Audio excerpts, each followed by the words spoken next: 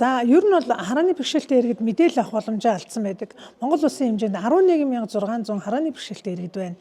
Тэгэхээр энэ мэдээлэл авахаас гадна хөгжлийн бэрхшээлтэй иргэд маань суур эрхээ мэдэх, хүчирхэгжих, чадвахчих хамгийн том боломж бүрдэж байна гэж үзэж байна. Энэ үндсэн хуулиа уншиж, энэ үндсэн хуулиа ширээний ном болгож, үндсэн хуулиа одоо хүндэлж, үндсэн хуулиа дагаж биелүүлэх нь иргэн бүрийн үүрэг.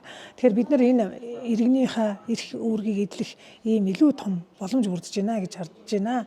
Тэгэхээр энэ үйл ажиллагааг Монгол Улсын их хурл, Монгол Улсын их хурлын тамгын газар дэмжиж, Монгол Улсын их хурлын гишүүд маань бас энэ үйл ажиллагаанд ач холбогдол өгч оролцож байгаа нь бол хүний эрхэд маш мэдрэмжтэй хандж байна.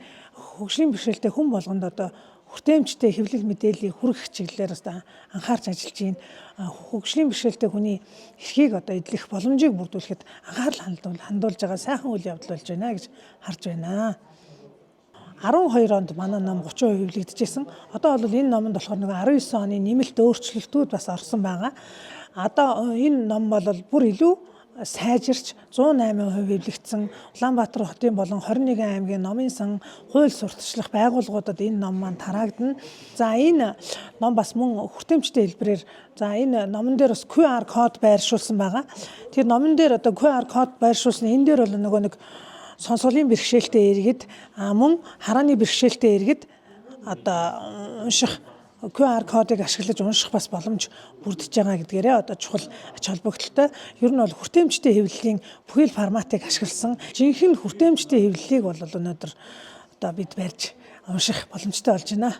За улсын хурлын даргын санаачлагаар мэдээж бид нар яагаад энэ асуудлыг санаалж байгаа гэхээр хавар саадгүй орчин хүртээмжтэй үйлчлэгийн тухай хуулийн төслийг өргөн барихаар зэгж байгаа гэсэн үг. Энэ дээр үл миний бие болон баясгалан гишүүн ажиллаж байгаа. Өөр бас 10 хэдэн гишүүн бас нэгдээд явж байгаа. Ер нь энэ 126 гишүүнтэй парламент бол хүний эрхийн чиглэл рүү нэлээд анхаарч байгаа байхгүй. За тэгэхээр ингээд 3 шалтгаан байгаа. Үндсэн хуулийг өнөөдөр брэйл болгосон 3 шалтгааныг би зөвөр дурдмаар байгаа. Нэгдүгээр энэ их хурал дээр орж ирж байгаа бүх хууль баримтчдын үндслэл нь үндсэн хууль авчдаг байхгүй. Үндсэн хууль нь тэдэнд тэгж зас учраас энэ дээр ингэж процесс болгож ингэж хууль салаалж явдаг тийм. Нэгдүгээр энэ их баримт бичиг маань өөрөө хүртээмжтэй байвал бусад хуулиудаа үлгэр дагавар бол. За энэ мөн нөгөө талдаа Монгол улсад 112 мянган хүн гэж бид нар тоолж байгаа тийм. Гэхдээ тэрнээс нэг 12 мянга орчим харааны бэрхшээлтэй гэж байгаа. Жаахан хүүхдүүд сургуульд орж байгаа харааны бэрхшээлтэй хүүхдүүд бол брэйл бичгээр ном сурах бичгээ үзэж байгаа. Тэднэрт хамгийн түрүүнд судалж үздэг тэр гарын доорх баримтчүүд нь бүх төвшөндөө заавал брэйл байх хэрэгтэй байгаа. Гэтэл манай үндсэн хууль өнөөдрийн хүртэл ер нь хууль эрх зүйн бодлогын баримтчүүд ер нь брэйл руу бас их удаан явж шít. Хожуу ороод байна тий. Тэгэхээр үүнийг үлгэр жишээ болгож бусад хуулиудаа ч гэсэн энгийнх санаачлагыг гаргаад энэ хүндээ өргөх зорилгоор энэ номыг брэйл болгож ингэж гаргаж байгаа гэсэн. За олон улс ер нь бас тэгдэг. Хүртээмжийн асуудлаараа, ил тод байдлаараа ялгаатай хэрэгцээтэй бүлэгтэй мэдээлэлээр хангах төрийн өөрийнх нь үүрэг байгаа. Дээрэс нь энэ бол төрийн хүндэтгэж байгаа гэсэн үг тийм. Хүний эрхийг хүндэтгэх нэг хувилбар учраас олон улсын жишээг бас авч үзээд энэ брэйл рүү ингэж хуургаж ингэж явж байна гэсэн үг. За хүн ер нь бол ингээд би өөрөө иргэн хүнийхээ хувьд ямар эрхтэй вэ? Төрөөс юу шаардах вэ? Би өөрөө бас ямар хариуцлагатай вэ гэдгийг нь хэл хязгаарыг нь бичиж үзсэн, ардчлалыг нь тогтоож өгсөн нийгмийн гэрээний хамгийн чухал баримтч бол үндсэн хууль.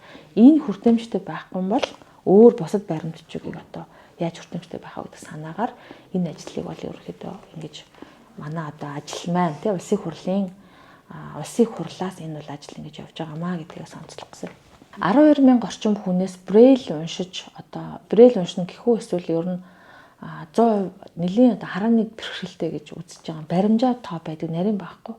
Өөрөөр хэлбэл гэрэл 100% харахгүй гэсэн үг. Ингээд жижигхэн ийм завшаарч харахгүй, ер нь огт харахгүй буюу яг ингээд бүрэн таягаар тэмтэрч ингэж явдаг хүмүүс 30% гэж баримжаа тоо байдаг. Тэндээс бид нар харааны бэрхшээлтэй хүүхдүүдийн сургуулийн сурагчид хүүхдүүд те эсвэл хөдөө орон нутгад байгаа харааны бэрхшээлтэй хүүхдүүдийн тоог үзэхээр бас цөөхөн байгаа. Тэгэхээр номын сангуудад зориулаад ямар ч гэсэн ингэж хүртээмжтэй хөргөж байгаа.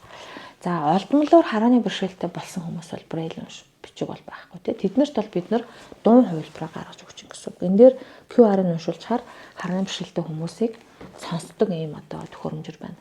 Ер нь өмнө нь ийм нөгөө их хурлын одоо ингээд та нар парламентын одоо сайт руу үзэхээр аудио хувилбар байгаа тий. Харааны бэрхшээлтэй хүмүүс хоёр янзаар мэдээлэл авч болно. Нэг нь брэйл уншиж чаддаг бол брэйл хувилбараар, эсвэл аудио буюу сонсдог. Гэтэл хууль баримтчууд ингээд орлоо шүү дээ тий. Тэр нь нөгөө харааны бэрхшээлтэй хүний одоо ингээд уншдаг гар утсан дээр нь идэвхжүүлдэг төхөөрөмж нь уншигддаггүй. Зурган оруулсан мэдээлэлүүд бол ерөөсөө уншихгүй.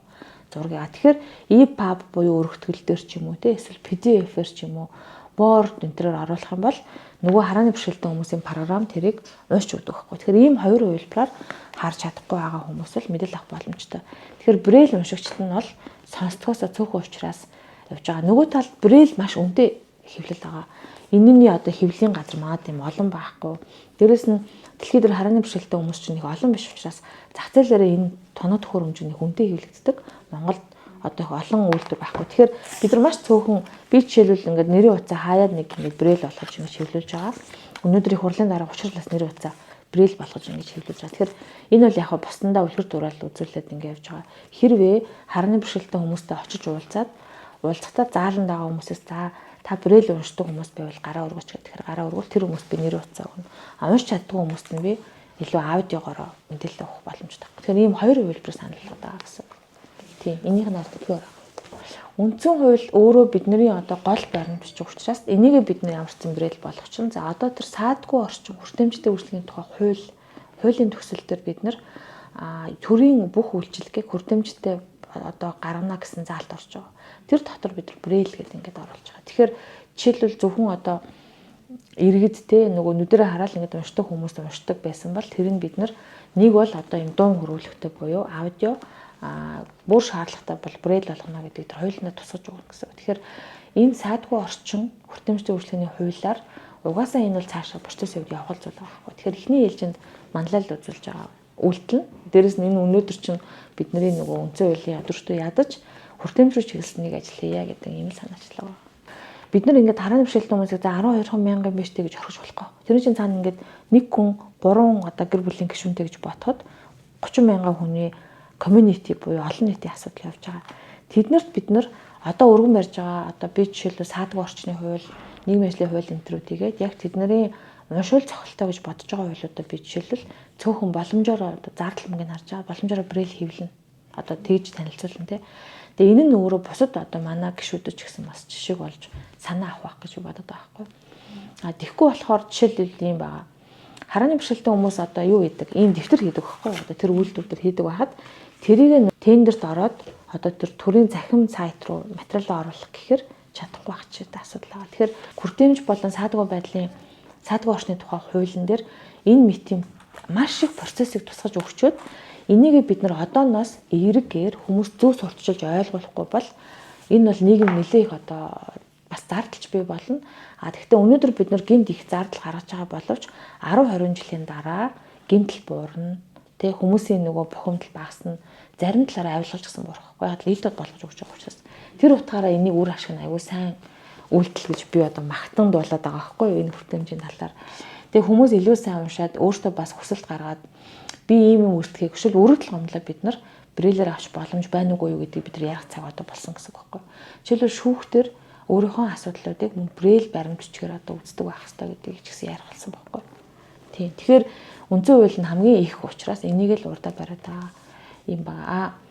Энийг улсын хурлын дарга ер нь одоо манай парламентын 126 гишүүн бол одоо маш сайн ойлгож байгаа. Сүүлийн үед бол одоо хоёр талд нь хоёр гишүүн чинь ингээд хоёр талаас ажиллаад байгаа болохоор аягүй сайн ойлгож хүлээж авч байгаа. Тэгээ өөр өөрийнхөө боломжоор гишүүд жишээлбэл өөрсдийнхөө гаргаж байгаа тайлангаа аудиотой болгоод даавар нь хадмал энтертэй болгоод байгаа чинь бас хүртээмжийг ойлгоод байгаагийн үзүүлэлт байхгүй. Тэгэхээр бид нар заавал ингэж шахаж хаардахаас илүү зөв манлал үзүүлэх хэрэгтэй л гэж бодод байгаа. Зөвхөн хууль брэйл болох бас хангалтгүй. Сайтын тушаалууд, засгийн газрын тогтоолууд за яамнаас гардаг одоо илүү олон баримтчгууд бүгдээрээ хэрвээ харааны бэрхшээлтэй хүнтэй холбоотой байвал брэйл болгож болно. Эсвэл аудио байх хэрэгтэй. Гэтэл өнөөдөр бид нар төрийн одоо зарим сайтуудыг аваад үзэхээр тайлбар мэдээлэлүүд зургийн хэлбэртэй байгаа байхгүй. Энэ зургийн тайлбараас чинь хүн яаж харахгүй хүмүүс мэдээлэл авч чадахгүй. Зарим зөвхөн энэ бол харааны бэрхшээлтэй хүмүүс гэхгүй бид нар ч гэсэн хүртээмжгүй ингээд жижигхэн фондоор бичсэн өнгөний ялгарл байхгүй. Заримдаа татаж авах гэхээр юм харагдахгүй те. Тэгэхээр энэ өөр олон улсын стандарт руу явах хэрэгтэй. Энэ дээр бид нэр энэ 26 оноос нэлээд төлөвлөгөө ажиллана. Нэг талдаа хуулийн хүрээнд ч ажиллана, нөгөө талдаа нөлөөллийн ажлын хүрээнд ч гэсэн ажиллахаар ингэж төлөвлөж байгаа байхгүй.